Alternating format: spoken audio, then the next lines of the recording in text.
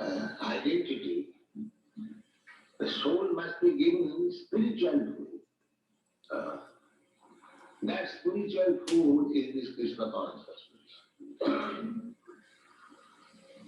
If you give the soul the spiritual food, food when one is diseased, you have to give him diet and medicine. Two things required. If you simply give medicine, no diet, that will not be very successful. Both things. So, this Krishna consciousness movement is meant for giving food, means diet and medicine to the soul. The medicine is with Hare Krishna Maha. Bhagavushabhi Chotra Mano Virama Ka Uttama Sloka Gunanubada Vidajyate Kumana Vinahasura. Parikshit Maharaj said to Sukadeva Goswami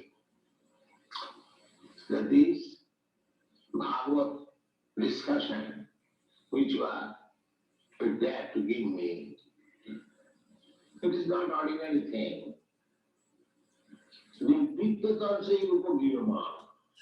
This Bhagavad discussion is realizable by persons who are Nidutta Trishna. Trishna means hankering. Everyone in this material world is hankering. Hankering. So one who is free from this hankering, he can taste the Bhagavad, how palatable it is. It is such a thing. Similarly, Bhagavad means also the Hare Krishna mantra is also Bhagavad. Bhagavad means anything in relationship with the Supreme Lord. That is called Bhagavad. The Supreme Lord is called Bhagavan, Bhagavat Sabda. And in relationship with him, anything that Bhagavat Sabda turns into Bhagavat Sabda. So, Parikshit Maharaj said, the taste of Bhagavata can be released by a person who has finished his hankering of material desires. And what is, why such things should be tasted? Bhagavushabhi. Bhagavushabhi. Medicine for our disease of birth and death. Bhava means become. At the present moment, we are in disease condition. They do not know what is disease condition, what is the healthy condition. These rascals. They do not know anything, still they are passing on as great scientists, philosophers. They do not inquire that I do not want to die. Why death is enforced upon me? There is no such inquiry, neither there is any solution. And still they are scientists. What kind of scientist? Science means that you advance in knowledge so that your miserable condition of life can be reduced, minimized. That is science. Otherwise, what is this science? They are simply promising in future. But what you are delivering just now, sir, when just like you suffer, as you are suffering, go on suffering. In future, we shall find out some chemicals. No. Actually, Attanti Dukkha Nivritti. Attanti, ultimate. Attanti means ultimate. Dukkha means suffering. That should be the aim of human life. So you do not know what is Attanti Dukkha. Dukkha means suffering.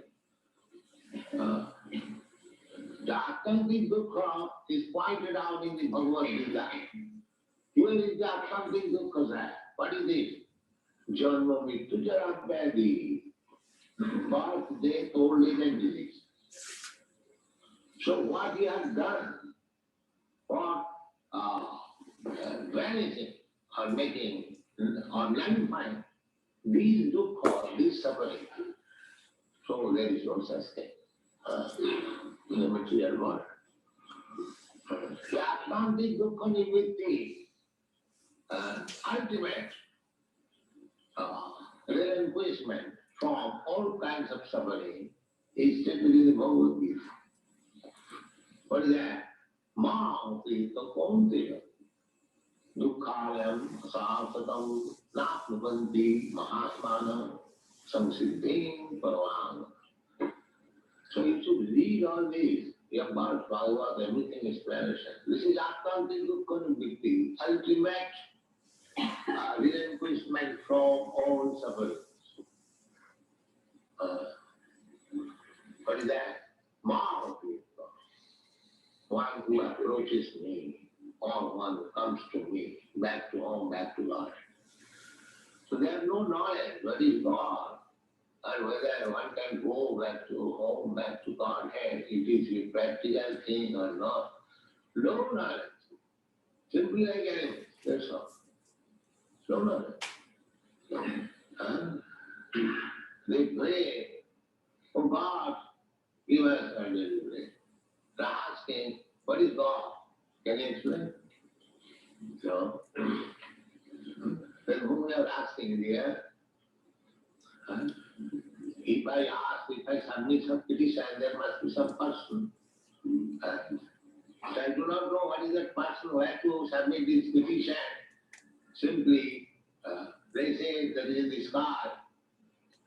The sky, there are so many gods also. There is no God. There is no knowledge. No knowledge. Imperfect knowledge. And then passing on scientists, philosophers, great thinkers, writers, all rubbish. All rubbish. The only book is Bhagavad, Srimad Bhagavad. All rubbish. And the Bhagavad is said,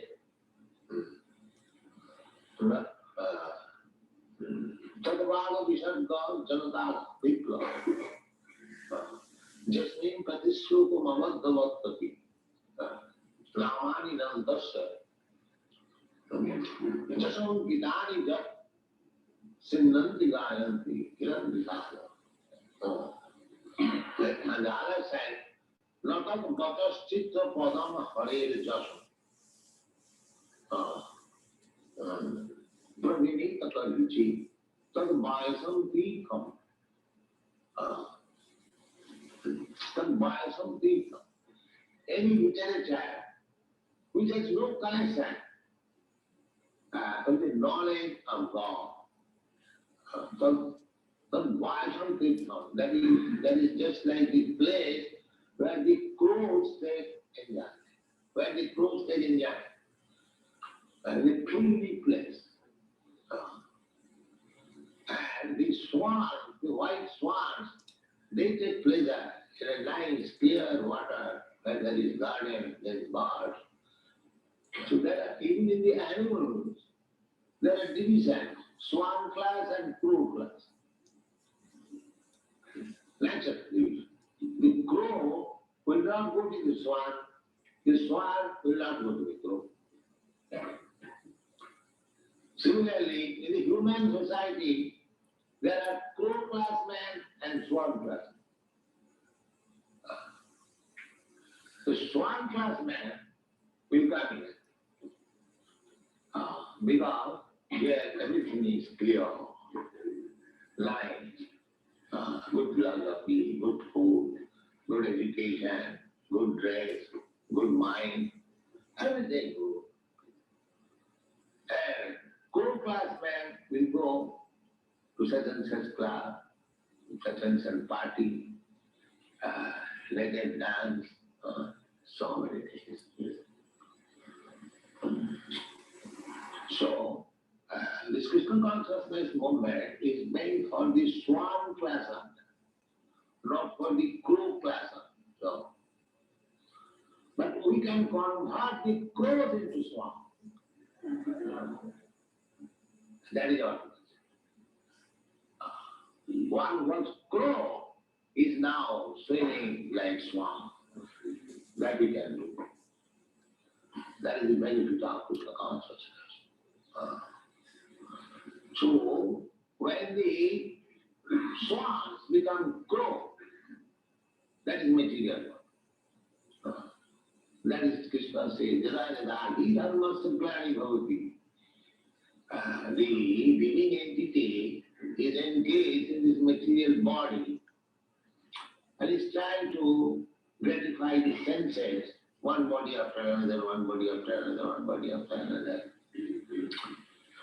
This is the position, and dharma means to gradually turn the crows into swans. That is dharma.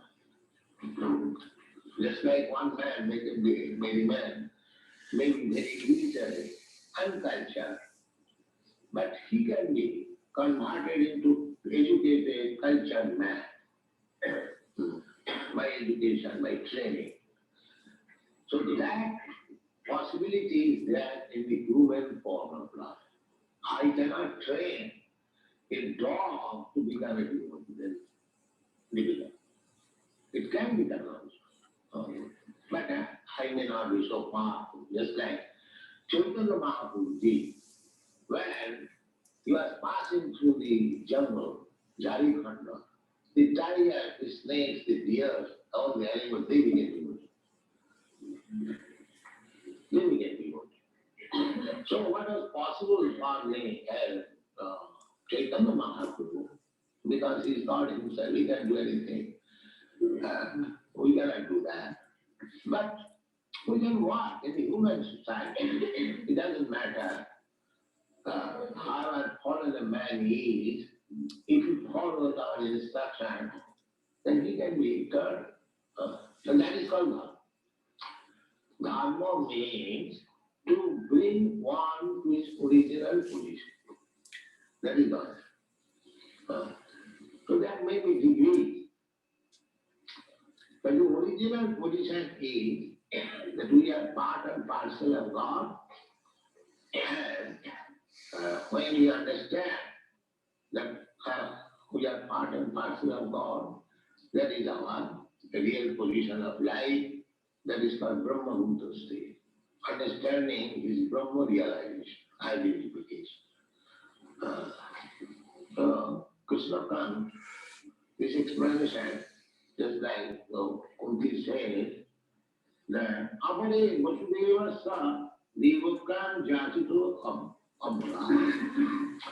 Vasudeva and Devaki pray to the Supreme Personality of Godhead that we want a son like him. That is our desire.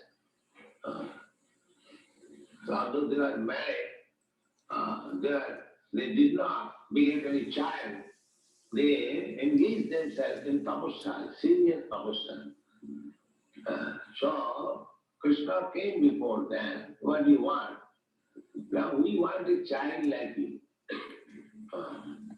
That way you have to say, Vasudevasya Devakyam Jachita. Jachita. Sir, we want a son like you. So when there is possibility of another God, Krishna is God. God cannot be two. God is one. So how there can be another God to become the son of Vasudeva and Devaki? Therefore God agreed that it is not possible to find out another God, that I shall become your son. So people say that because Vasudeva and Devaki wanted Krishna as their son, here, teaching, somebody said, Vasudevasya Devakam Jachito, being requested, being prayed for, Ampagya, Adasya Tam Asya Chimaya Bodhaya Visham. Others say the same thing as I have explained. Paritrana sadhana vinasaya duskita. Actually, Krishna comes to pacify his devotee. That's why he appeared to pacify, to satisfy his devotee, Vasudeva and devotee. But when he comes, he does the other business. What is that? Bodhaya Visham. Bodha means killing. Surabhisam. There is a class of men, they are called Asuras. They are Surabhisam. They are always envious of the devotees. They are called demons. That's like Prahlad Maharaj and his father, Hiranyakashipu. Hiranyakashipu is the father of Prahlad Maharaj. But because Prahlad Maharaj was a devotee, he became envious. That is the nature of the devil. So much so envious that he was prepared to kill his own son. The only fault is that little boy, he was chanting Hare Krishna. That is his fault. His father could not. Therefore, they are called Surabhisam, always envious of the devotee. Demon means always envious of the devotee. This material world is so nuisance play that just here but a very nice example. This guy, Jesus Christ, Lord Christ. So what was his fault? But the Surabhisam, the envious person, killed him. If we find, if we analyze, what is the fault of Jesus Christ? There is no fault. The only fault he was preaching about God. And still, we find so many enemies, he was cruelly crucified. So you will always find this Surabhisam. So Krishna comes to kill this Surabhisam. Therefore, Badhaya to Surabhisam. These envious persons are killed. But this killing business can be done without the presence of Krishna. Because there are so many natural forces, war, pestilence, famine, anything, just set on and working, millions of people can be killed. So Krishna does not require to come here to kill these rascals. They can be killed simply by Krishna's direction, nature's law. Prakritikyamanani gumikarmani sarvas. Srishti sthiti pralaya sadhana shakti rita. The nature has got so much power that it can create, it can maintain, it can annihilate, dissolve everything. Nature is so powerful. Srishti sthiti pralaya. Srishti means creation. And sthiti means maintenance. And pralaya means destruction. These three things nature can do. Just like this creation, material creation, is natural. Nature, cosmic manifestation. It is being maintained. By nature's mercy, we are getting sunlight, we are getting air, we are getting rains, and thereby we are growing our food, eating nicely, growing nicely. This maintenance also being done by nature. But at any time, everything can be finished simply by one strong wind. Nature is so powerful. So, for killing this demand, nature is already there. Of course, nature is working under the direction of Krishna. Maya dhapkena prakriti swati sacharacharam. So, if Krishna says that these demons may be killed, then nature's one blast, one strong wind which can kill millions of. So for that purpose, Krishna does not require to come. But Krishna comes as it is stated here, the Chachika, Krishna comes when he is requested by his devotees like Vasudeva and Devaki. That is his coming. That is the cause of his coming. And simultaneously, when he comes, he also shows this, that anyone who is envious of my devotees, I kill. I kill. Of course, his killing and maintaining the same thing is absolute. Those who are killed by Krishna, they immediately get salvation, which requires millions of years to get. So people say like that Krishna came for this purpose and that purpose. But actually, Krishna comes for the benefit of the devotees. Kemaya. What is the meaning of Kemaya? For maintenance, for the good. For the good of the devotees. He is always after saying good of the devotees. Therefore, from this instruction of Kunti, our business should be always how to become devotee. Then all good qualities will come upon us. Just Shastri Bhakti Bhagavati Avinchana Sarve Gunai Tattva Samasati Sura. It will simply develop your devotion, dormant devotion, natural devotion. We have got natural devotion. Just like father and son, there is natural affection. And the son has got natural devotion to his father or mother. Similarly, we have got our natural devotion. When you are actually in danger, even the scientists, they also pray to God. But when they are not in danger, they defy God. So therefore, danger is required in order to teach these rascals that there is God. So that is nature. Jiva Swarupa Nityapustana, that is not natural. Artificially, we are trying to banish God. God is dead, there is no God, I am God, this God. And this rascal now we shall give up. Then we shall be given all protection by Krishna. Thank you.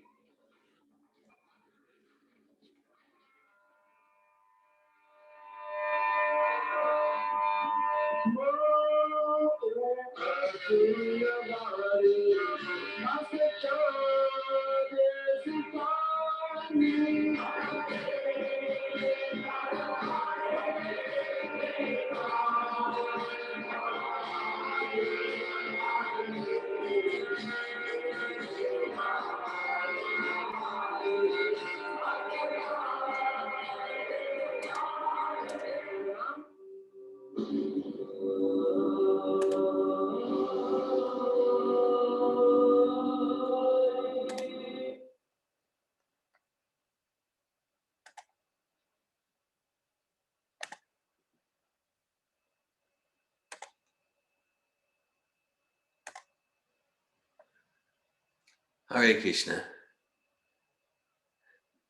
Hare Krishna. Jai Prabhupada, Srila Prabhupada ki Jai. Jai. Thank you. Let's see. Kathleen wrote, "The rascaldom we shall give up." Direct quote from Srila Prabhupada. Hare Krishna. Thank you. So, thank you, Srila Prabhupada. So that was a lecture on the teachings of Queen Kunti. Prabhupada, I feel safe to say that's the chapter in Bhagavatam, or any scripture that he lectured on that chapter more than any other chapter in Bhagavatam. Lots of lectures, and that was in Los Angeles, 1973. Text 33, chapter 8, Canto 1. Would anyone like to share any comments, any impressions, ask any questions about anything related to follow Prabhupada's talk there?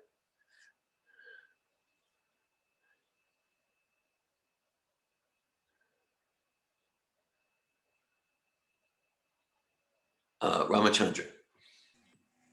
Hare Krishna, everybody. Nice to see you. It's nice morning. Yeah, I guess what stood up for me is Prabhupada's pointing out this balance in the very beginning of the lecture. How, we should be careful of one of these two parallel lines of material life and spiritual life overlapping or being like one will develop more than the other one, and then I guess maybe that's what he meant in the end by like rascal down, that like, yeah, we become too spiritual and we neglect the material, or we neglect the spiritual and become too materialistic. So yeah, it was very supportive in my process, like striving to find balance between material and spiritual and not overemphasize one or the other. So that's something that I got from the lecture. Thanks for that, Ramachandra. I appreciate your comments. Yes, that Prabhupada emphasized balance. And he did highlight that for the most part in material society, it tends to be 100% taking care of the car and 0% what is nourishment, what is nurturing for the driver. So the imbalance tends to be that way. And also we can take it that in our pursuit for spiritual life, that we're not neglecting the vehicle, we're not doing artificial spiritual bypass. There's that element of, let's look at that too. Thanks for your comment. Thank you, Ramachandra. Len. Okay, so yeah, I'm confused about, I have a question, a little confusion here.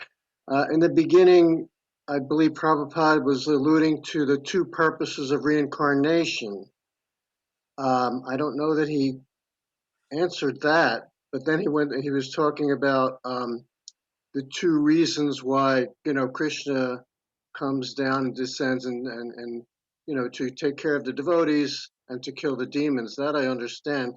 But what happened to the two purposes of reincarnation? Unless he's talking about the reason for Krishna to be incarnated here on our planet to kill the demons and take care of the devotees. Is that what he means by, yeah, like whose reincarnation are we talking about here?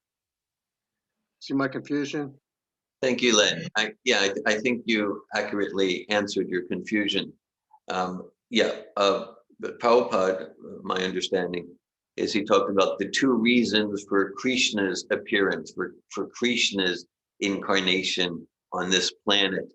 He was quoting 4th chapter of Bhagavad Gita, Yadahi Yadahi Dharmasya Glanyur Bhavati Bharata Abhutanama Dharmasya Tadatmanam Srijamyaham Paritranaya Sadhunam Vinashaya Cha Dushkritam Dharma Sambhav Dharma Samstap Anartaya Sambhavam Yuge Yuge. So Krishna says, I come for two reasons: to take care of the vicious element and to please my devotees. So that's what Prabhupada was talking about, the two reasons for Krishna's incarnation. And then as he got more into it, yeah, there's two reasons, but really there's only one reason.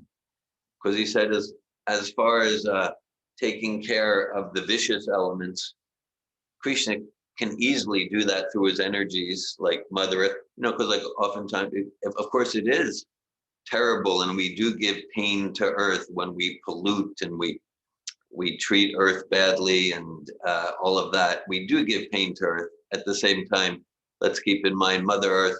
Like if we think of all of the destructive Ugra karma, corporate enterprises, Mother Earth is millions of times more powerful than all of the corruption. And so Prabhupada says that, yeah, through his energies, Krishna can take care of the vicious element. But only Krishna can really, in a special way, please his devotees. So Prabhupada said he comes for two reasons. And the main reason is to exchange affectionate rasa with devotees like Vasudeva and Devaki. So that's what Prabhupada was talking about as I heard it. Okay, yes. Okay, that makes sense then. Thank you. The other thing I appreciate about the lecture was Prabhupada talking about the two classes of men, the crow-like men and the swan-like men. It just makes me laugh. I don't know why. Trying to think of crows. Yeah, I guess you see crows by the side of the road picking at diseased carcasses and things. Yeah, and don't see too many swans around unless you go to the temple, maybe. But I appreciate his metaphor there, the crows and the swan-like men. Thank you for that appreciation of Prabhupada uses it a lot. He's actually taking that metaphor from some teachings of Narada Muni in the first canto, 5th chapter of Bhagavatam. Narada Muni is instructing his disciple Srila Vyasadeva. And Narada Muni, he's specifically talking about literature. And he's saying there's literature that's for the crows, like blood and pus and refuse and garbage. And there's literature that's truly uplifting for the soul, that there's literature for the swans. And so it's a Narada Muni metaphor that Prabhupada is sharing with us. Thanks for your appreciation. Thank you, Len.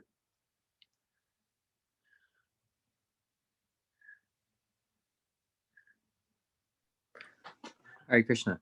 Hare Krishna, Tyler. Yeah, I was struck by the discussion of killing, millions of, killing, and but at the same time, the balance that, well, especially if Krishna kills, then it's liberation. But even in without, even if it's indirect, there's not really death to the soul. So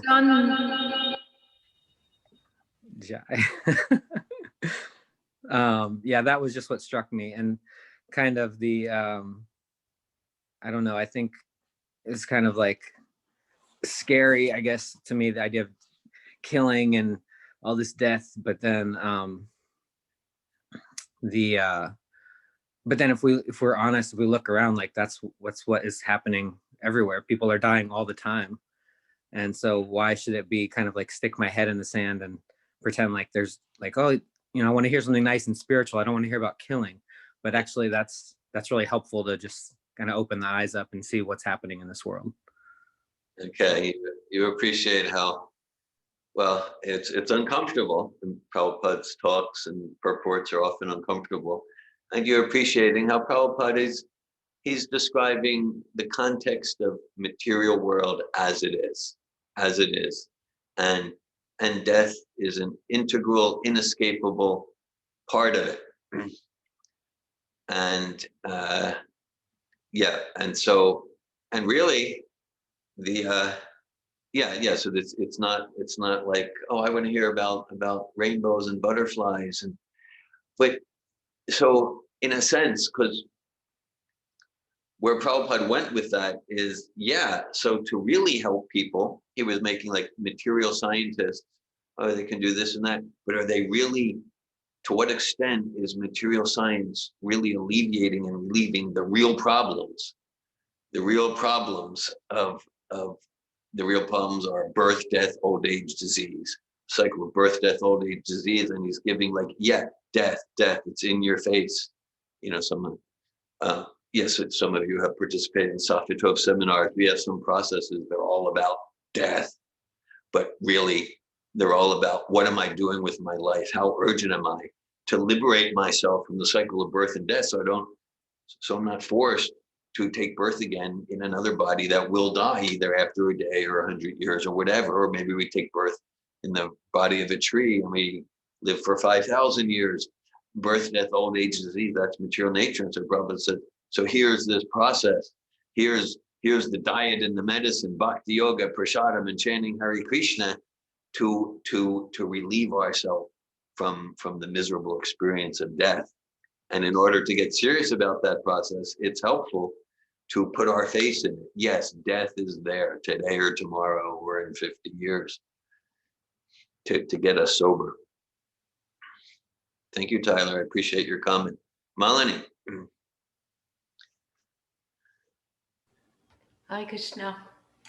There is something that, with the pandemic that I have been hearing a few times, and I think Prabhupada's words could be misinterpreted in that way, is that only people who are not spiritual are going to get COVID and die. Okay. And Prabhupada said, like, the material energy is going to come and kill the demons. So let's say someone die into like a hurricane or from the pandemic or fire, it can be misinterpreted that, oh, there must be demons because no devotee are going to die this way when material nature hits. So I just wanted to speak about that possible misunderstanding. Okay, thank you. Thank you, Melody. All right. Well, okay, so again, about death. At the same time, we have Mother Damayanti wrote, she wants to hear about rainbows and butterflies. Okay. Okay. So we'll see. Are you trying to say that I'm demonic? Not at all. Not at all. So, yeah. So, okay. So this Bhakti Yoga, it's in a sense, it is all about rainbows and butterflies. It is very optimistic. It is very optimistic about spiritual life, and it's very pessimistic about material life. It's very pessimistic about pursuits that I'm going to be fulfilled, happy, peaceful, have that inner satisfaction, and satisfied. I'm going to have security. It's right around the corner. As soon as I close that deal, and as soon as I get that person to like me. So yeah, so this whole bhakti yoga, it's just like, no, you're going to fail again and again. No, you're at most you'll get some temporary illusory gratification, and then that will be crushed by time. And at the same time, if we take to cultivating spiritual life, then it's very optimistic. Then Savai Pumsam Proda Moya Tobak Tiratokshaji Aitukya Pratiyataya Yatma Suprati. Then we have a medicine and a diet, we have a formula, we have a process where we will get inner ecstasy, we will get inner satisfaction and peace and a solid security that no pandemic and no hurricane and no bullets can touch. And so that's that. So there are those, let's call it rainbows and butterflies, in a very profound sense. So, well, and related to what you're sharing, Melanie,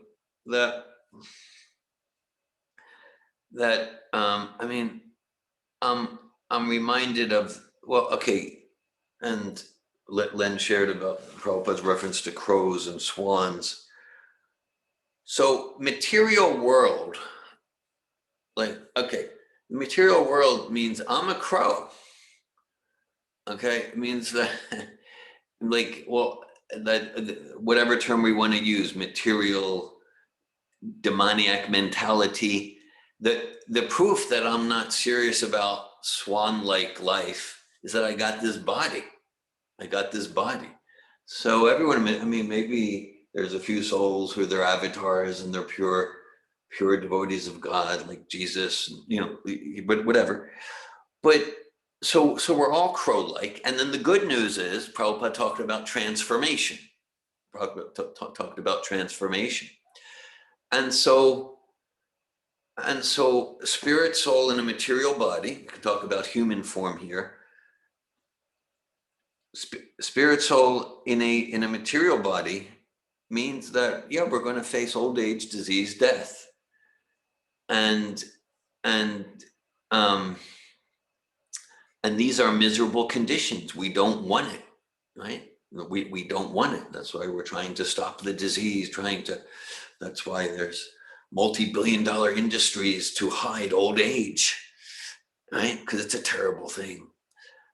We want to be forever 21, not forever 71, right?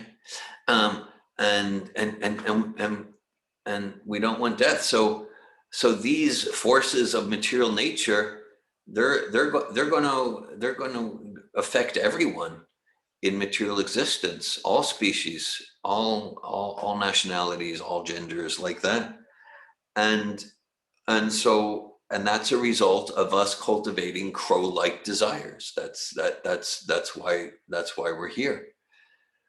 And so and then our opportunity is to create transformation for ourselves and inspire others in the same way, to become like the kitten in the jaws of the cat rather than the rat in the jaws of the cat. Right? The jaws of the cat represent death, whether in the form of a hurricane or a pandemic, or slipping on a banana peel and cracking our head. In whatever form, the jaws of the cat represent old age, death, disease. And so yeah, so materially that's going to get everyone. That's going to get everyone. So our opportunity is to dedicate our life to that spiritual transformation, where we really learn what is nourishment for the soul. And then it's death, old age, when we experience death, old age, disease, that it's really a source of enthusiasm and joy, that, oh yeah, this is part of my process to really liberate myself and associate with Krishna in eternal bliss and knowledge. And this is the next part of that process. And this is very, very joyful, very, very, very inspiring. And so, yeah. And so, because there could be a devotee who goes through, someone who we see, wow, this is such a dedicated follower of Srila Prabhupada, dedicated devotee of God, devotee of Jesus, devotee of Krishna, true devotee of the sublime spiritual person, and they're going through some pain related to death, old age. So that's why it's like, for me, I don't see it as my role for the most part to judge, like, oh, he or she's going through that because they've got this demoniac attitude. It could be, and then that's a blessing of Krishna. That, like, yeah, let me, just like the government takes care of everyone, and those who are violating the laws and injuring others, they go to prison, and the government's still taking care of them, feeding them with the purpose of rehabilitation, not essentially about punishment, but rehabilitation. But someone with a true devotional heart can go through something, and that can be Krishna getting directly involved through his energies, so that devotee gets their last bit of purification, so that as they leave their body, whether it's in the form of a disease or a hurricane or whatever, as they leave their body, that there's no tinge of let's try it again this way in material life. So it's like, it's not for me to say how is Krishna directly or through his energies interacting with this soul for their ultimate good, and it's, that's not for me. It's not for me to judge, to judge necessarily. So yeah, so a point there in Prabhupada's lectures, Krishna is personally interacting. Krishna is interacting with all spirit souls, either directly or through the warden of the prison house. The warden of the prison house, that's Durga, Kali, that's the material energy mother, the divine mother.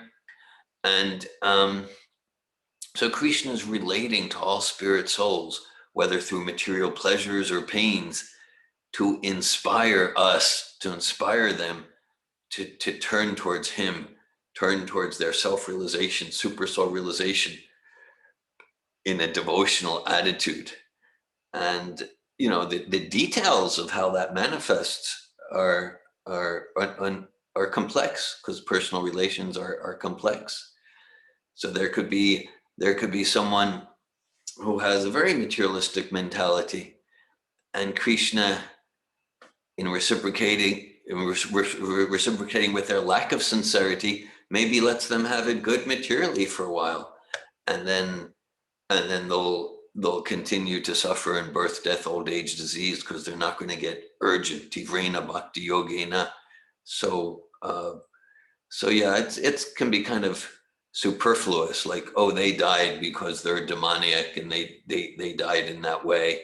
That can, I mean, it could be that, but that can be simplistic. Thank you. I appreciate at the beginning of the class, Srila Prabhupada made it so clear, like, you American, you have everything, you have it good. And definitely when Srila Prabhupada came here, the American, they had it good. They had money, they had cars, they had sex. And he said, you had it good. Still, most people are suffering. So why you still believe that by having it good, you're going to be happy? Because it's not working. And I was thinking about what you're saying is that, a way I'm looking at it is, maybe now after listening to you, is Srila Prabhupada, like the Bhagavad Gita says, Krishna comes to annihilate, to satisfy the devotees and annihilate the miscreants. And in a sense, he comes in the form of the material energy for the same reason. And in the material energy, we can see, like, each of us, we have a demoniac part and a divine part. It's not like it's all one, it's all divine or all demoniac. It's like a mixed. And Krishna, in the form of the material energy, act to annihilate the part of us that is demoniac or dark or materialistic. And then he comes in the form of the material energy also to help us develop more divine qualities, more divine understanding and yearning, like that. Yeah. Thanks for that. Yeah, for practically everyone, it's a continuum. It's like, am I a this or am I a that? That's generally not a helpful. It's generally simplistic. Like, we can look at, probably all of us, we can look at material, dark, deceptive, harsh, arrogant, demoniac, conceited, ignorant qualities in ourselves. And we could probably also find devotional, sincere, honest, giving, spiritual qualities in ourselves. So I appreciate you highlight that. It tends to be a continuum for practically everyone. Anandini. Hare Krishna. Hare Krishna.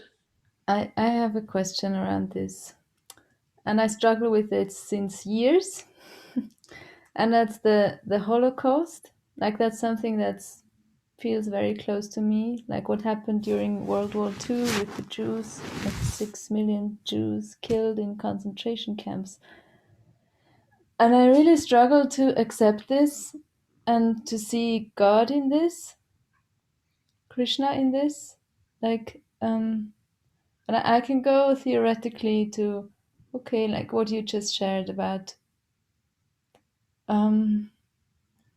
yeah, perhaps those people who died in concentration camps, maybe they were saved from thousands of years of suffering by going through a few years of intense hell. And still I have this resistance, or this, I'm not able to see this or put it together with the all-loving God and God's plan, which is for the good of everyone. I just have this internal struggle since years. So maybe could you say a few words about that? The Holocaust and 6 million Jews and concentration camps and gas chambers. Yeah. Okay. Thanks for your sharing. Yeah. Okay. So, and I hear you've been struggling with this for many years, and you can go to theoretical places about, okay, summarizing karma. Okay. And I also have connection with that particular tragedy of the material nature. I connection with that.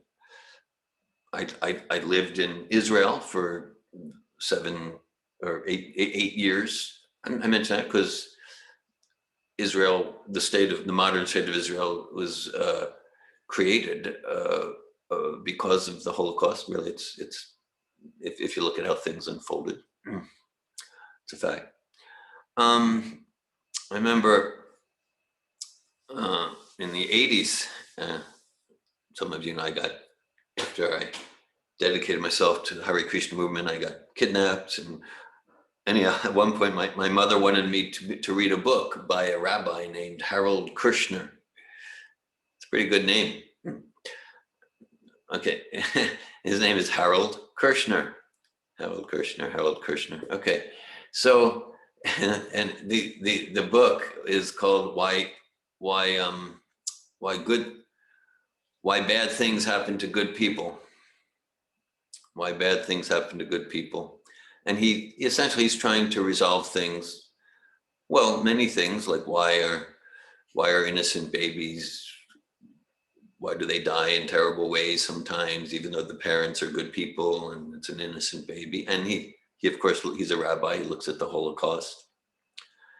And I'm not recommending that anyone read the book, Why Bad Things Happen to Good People, but I did mention it. So, because my sense is he doesn't have a complete picture of God. He sort of comes to a conclusion like, well, God is good, he tries his best, but sometimes Hitler and Stalin are stronger. I mean, it's kind of like not a very inspiring conclusion. So in one sense, Anandini, I don't have new things to say or present, and an analogy we sometimes use, borrowed more or less from Prabhupada. It's just like, and this is difficult to accept, right? Like, how come God was there for the Jewish people at the time of Moses, but not at the time of Hitler? And so, like if we come into a courtroom, and just as we come into the courtroom, we see this nice young gentleman, nicely groomed and dressed. And just as we come in, the judge points at him and says, I sentence you to be hung by the neck till you die. And then we're outraged. We're outraged. Like, how can you say that? He's such a nice young man. He has so much to contribute to society. But then the others in the courtroom, they say, well, look, you just came in and right here in the middle, in the end, you haven't heard the clear evidence that he murdered and he raped and he tortured people and like that. So, so whether it's, about a baby or the 6 million in the Holocaust, I have relatives who I never met who died in the gas chambers, things like that.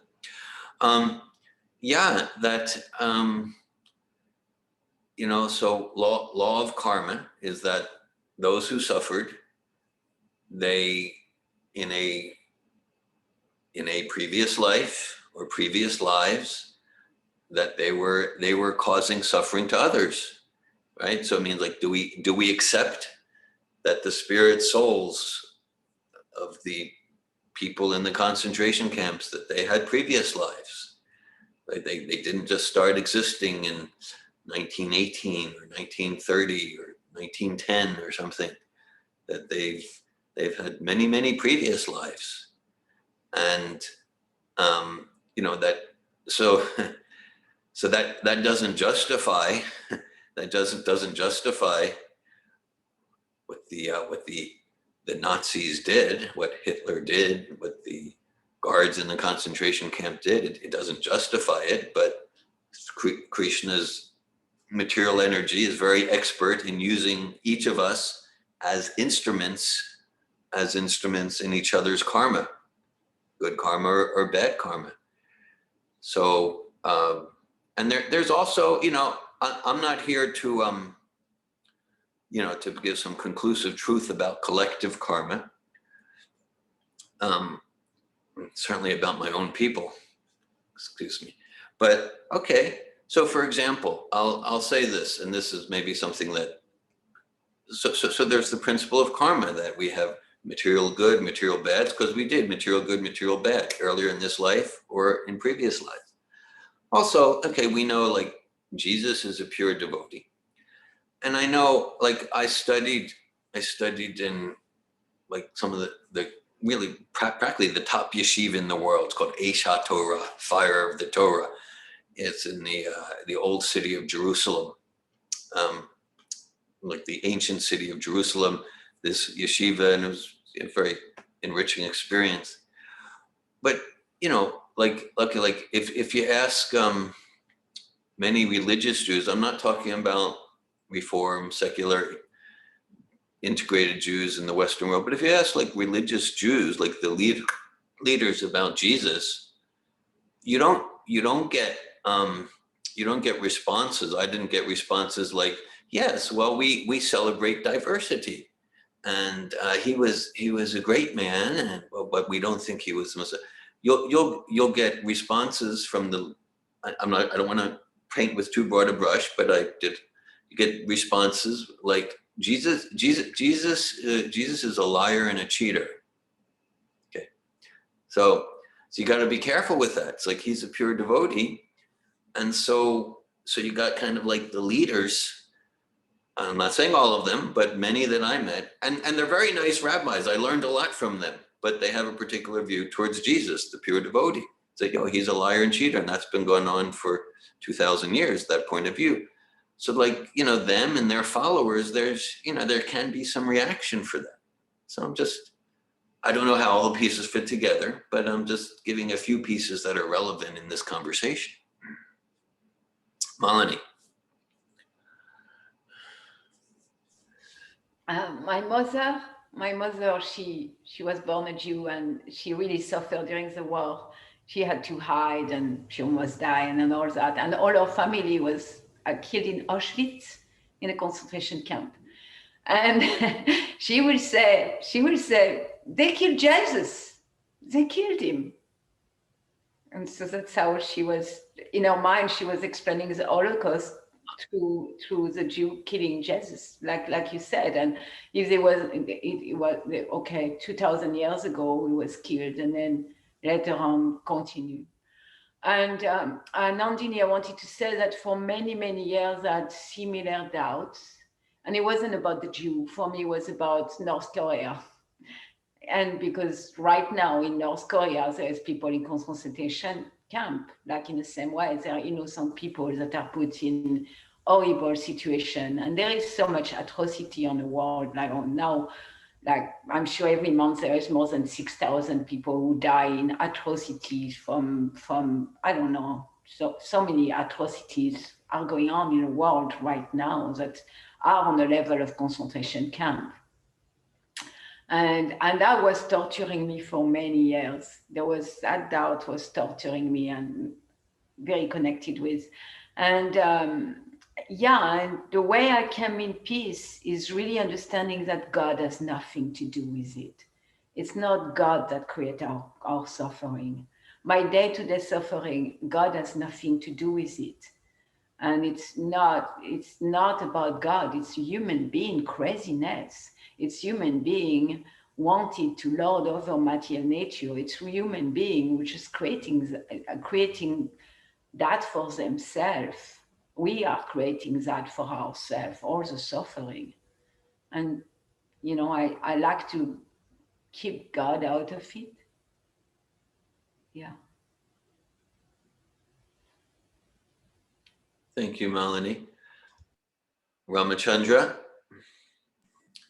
Yeah, I wanted to relate to Anandini's question and ask like a further question about the term of like collective karma versus like subjective karma. And I was thinking a lot too that is there a possibility that, is like, let's say, incidents like the Holocaust or other harsh incidents like that where karma is collected, and is there a possibility as much as you share that karma might come to an end at that point, like for someone's bad or good reactions, is there a possibility too that like innocent people will like sort of will start the karma in a sense of like, if I was like say prosecuted in the Holocaust, the next life I will prosecute others in other Holocausts or something like that.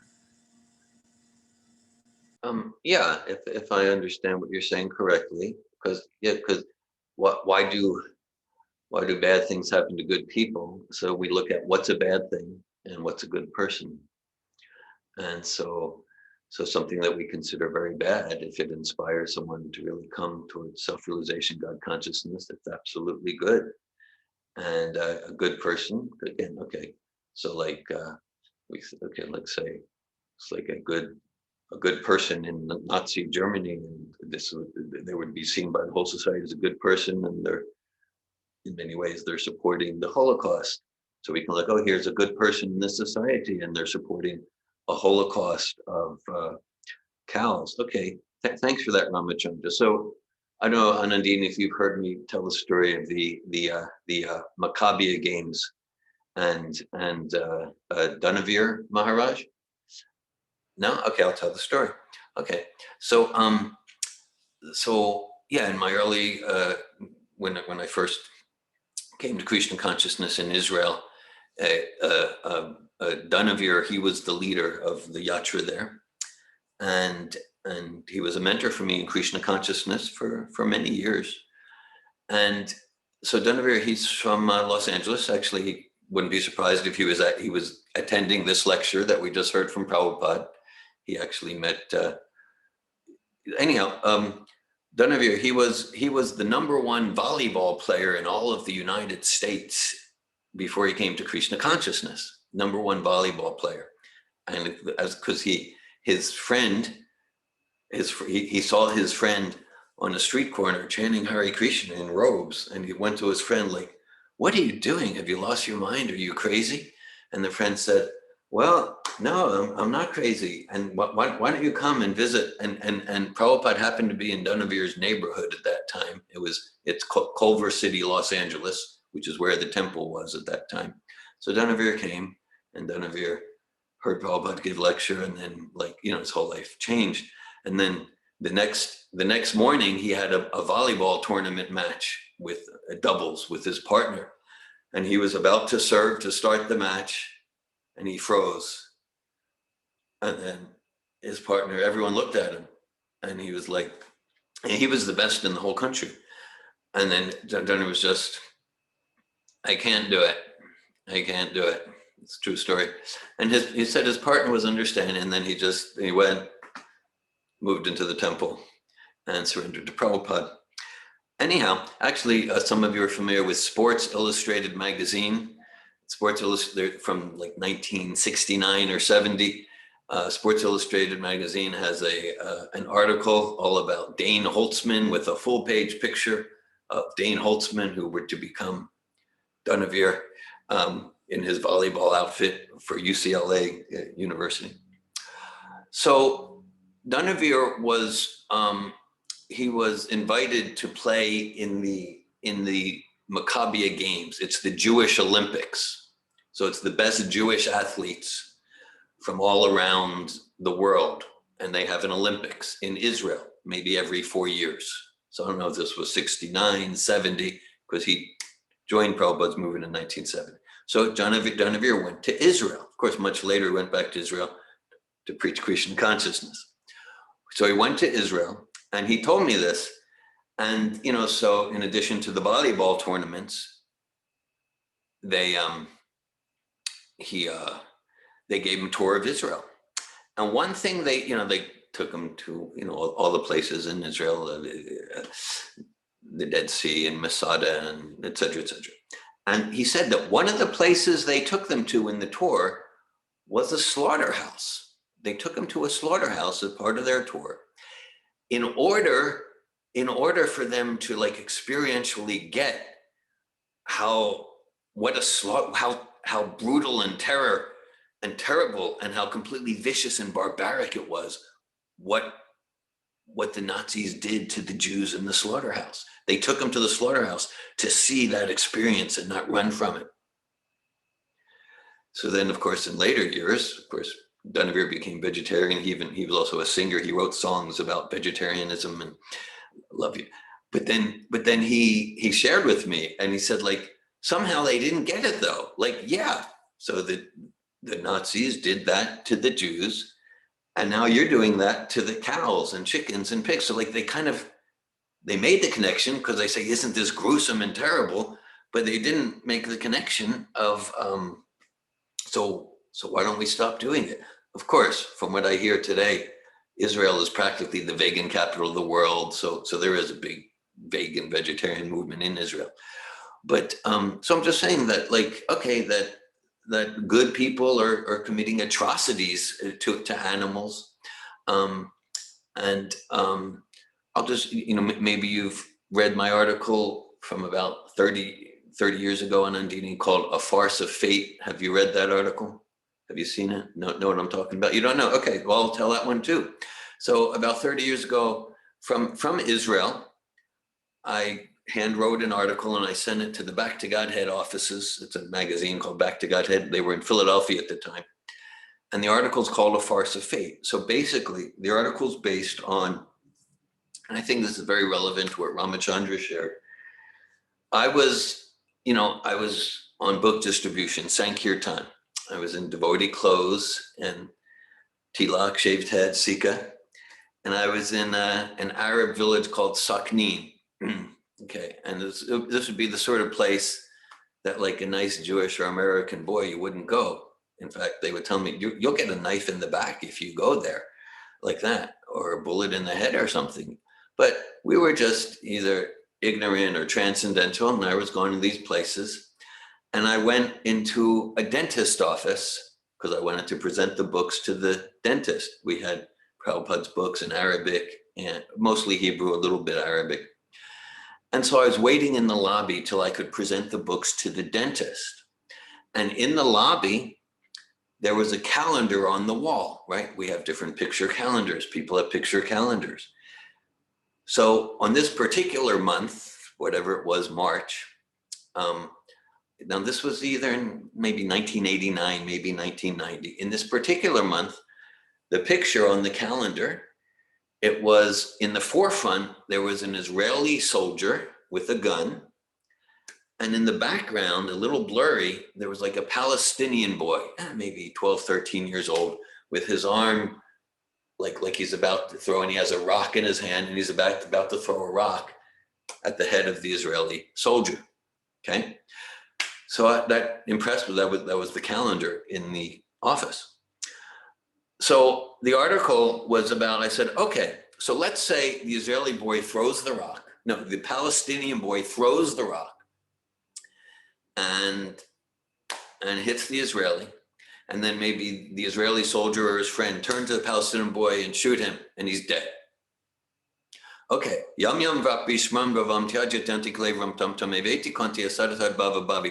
Whatever state of being we're absorbed in, when the soul leaves the body, that state we will attain. So let's say, so where's the Palestinian's consciousness?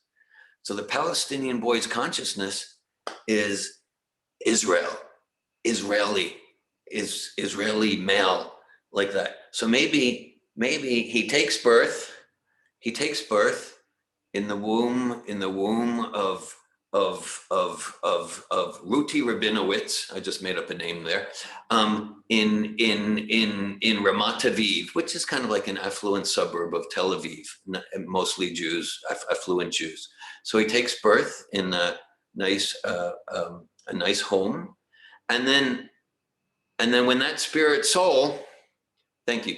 And then when that spirit soul becomes 18 years old, he goes to the military, and he gets a gun, and then he's on guard, maybe at that same village, and all his commanding officers saying, be careful of those vicious Palestinian boys. They like to throw rocks. Okay. So we don't know. We don't know. Maybe some of those children or adults who died in the Holocaust, maybe 60 years earlier, maybe they were in the bodies of Russian Cossacks, and they were brutally harming others. So a farce of fate. Gajendra, I see your hand is up.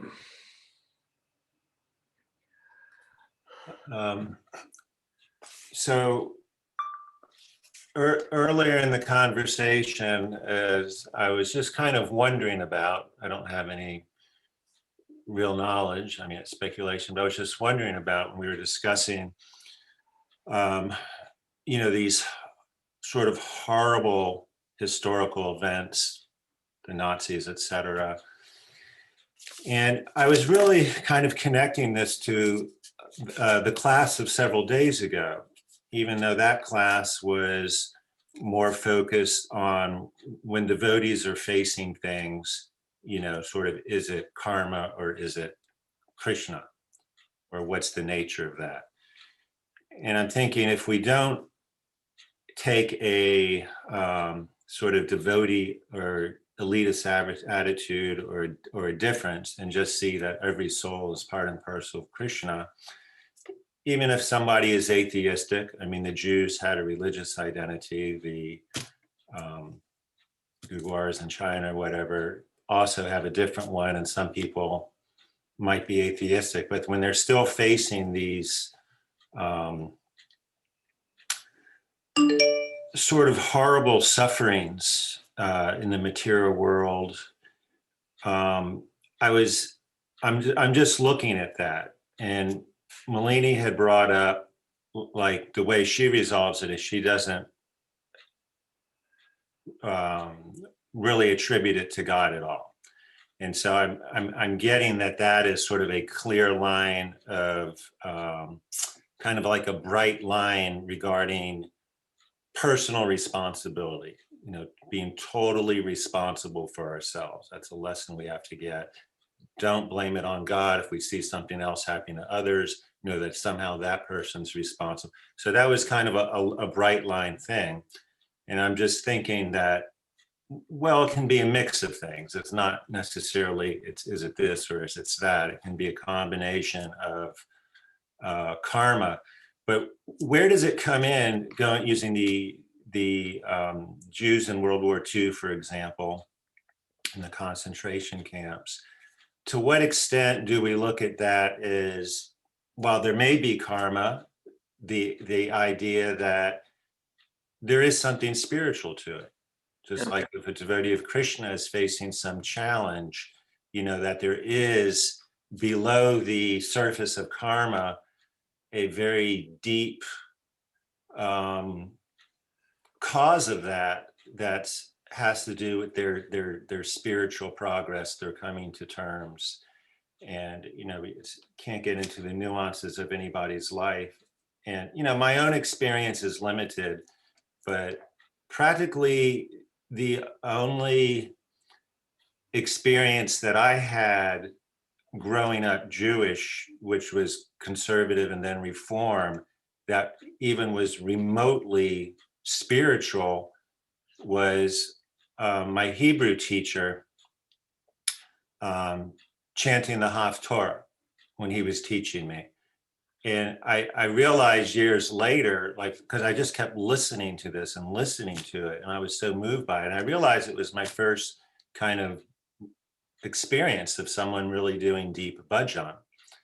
But I always also remember seeing the numbers that were burned into his arm.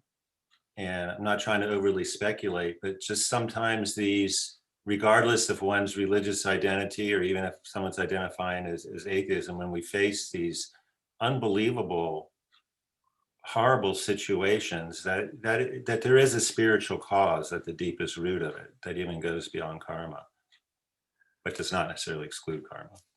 Thanks for sharing that. And just for some might not make the connection that numbers on his arm means he was in the concentration camps. And then he was a source of some amazing spiritual experience for you. And then it was profoundly moving. I mean, this, I definitely remember this, and this was, nearing 50 years ago, and I still remember the feeling of his chanting. If we look at like the writings of Viktor Frankl or Elie Wiesel, I had very deeply moving, I'll call them spiritual experiences reading Elie Wiesel. Viktor Frankl has made amazing contributions to the world, and with both of them, they were in the concentration camps, and they got profound realizations, either realizations about, you know, material goodness or God. Yeah. And so from Krishna's point of view, it's all meant to be full opportunity for spiritual life. From the point of view of Krishna and his pure devotees, it's all spiritual, and it's all meant to be at least an opportunity for spiritual realization, again, in unfolding in ways that, you know, is complex, not for us to conceive. And of course, it doesn't mean that the instruments of the karma that we should say, oh, they were spiritual, like those who were nailing Jesus to the cross. They were pure devotees because it was, you know, part of a spiritual process. No, but they were participating in spiritual pastime, so like that. Or okay, so yeah, from Krishna's point of view, it's all meant to awaken the deep spiritual realization and joy of the soul. It's all meant for that. And to what extent us or those who were in the concentration camps, maybe some of us were in the concentration camps. Let's keep that in mind. Maybe it's no accident we're talking about this now, because maybe some of us were in the concentration camps as Jews in the gas chambers or as Nazi guards. Let's keep that in mind. And so to the extent that we receive and realize the spiritual opportunity in the material Holocaust, that's, you know, that's our choice. To the extent that we receive and process it in a way that's spiritually uplifting. Thank you, Gajendra. Anandini. I appreciate all these responses. It seems like I get a painting painted or a puzzle put together with the different aspects of it, and I appreciate, like, there's different levels of, okay, that's karma created by human souls who turn away from God, and then underneath there is a bigger plan, and so where I'm landing is with this full responsibility, and I think that's how I can continue to work with it, to look at the pain. I have a lot of emotional pain around this. It's very real, and to like see what is, perhaps some of the pain is natural if for empathy, like to feel this pain, and then there's part of it which is a grungy kind of experience, and if there's like collective karma, there's possibly collective grungy. So I find that interesting to continue to research. Thank you. Thank you, Anandini. I appreciate you seeing what you're taking from that and seeing the complex tapestry of human life and suffering and going to responsibility, because there can be this kind of natural empathy, compassion that's so natural when we hear and witness such suffering, and then it can be grungy in a way where I use it, maybe less than consciously I use that, but how could that have the suffering? I use that to avoid standing 100% responsible for urgency, for my Krishna consciousness, for devotion, and for inspiring others to get out of the cycle of birth and death. Thank you, Anandini. And we can, Kim, I saw you had your hand up if you want to share a closing comment. Okay, thank you. Just the story you told about the karma and how the soldiers then switched to the other side. It just makes me think and remember, like, to try to stay out of that too, to stay out of that karma. It's so easy to be in that moment where maybe we're thinking bad towards somebody because they did something bad to us, and then we just continue in that constant karma that we can't get out of. And like, it makes me think of when Jesus was being crucified and he said, forgive them, for they know not what they do. Like, he wasn't entering into that karma at all in the way that we all could do so easily. So it's what it made me think of, that whole thing.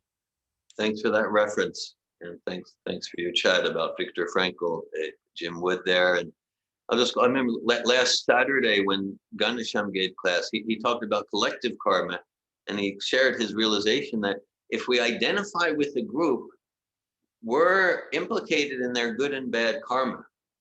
So if we, it doesn't mean we might not support a group, but if we get in any sort of emotional identification with the group, we're involved in their karma. Jai Srila Prabhupada ki Jai. Srila Srimad Bhagavatam ki Jai. Thank you all for your. Krishna. Hare Krishna.